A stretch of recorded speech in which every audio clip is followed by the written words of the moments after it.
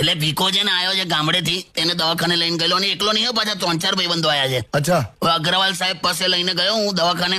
હા. તને તો ખબર છે કેટલું મોટું દવાખાનું છે એમનું. હા. તો ભીખાને લઈને અંદર ગયો તો અગ્રવાલ સાહેબે આમ તેમ બધું આમ તપાસ્યું અને કે શું છે કે જે પેન ક્યાં છે? હા. તો ભીખો કે આ રહી તમારા ટેબલ પર તો પડી છે. મેં કીધું ભીખા પેન નહીં, પેન દુખાવો ક્યાં છે એમ પૂછે છે. એમને ક્યાં દુખતું હતું?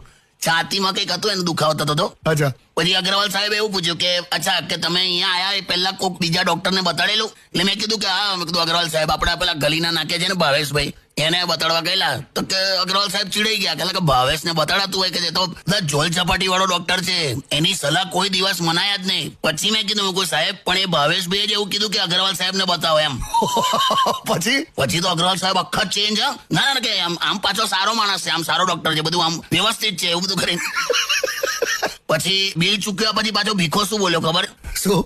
મન કે કિશોર, આપણા ગામમાં નાડી જોઈને ઈલાજ કરે છે, તમારા શહેરમાં ગજવા જોઈને ઈલાજ કરે છે.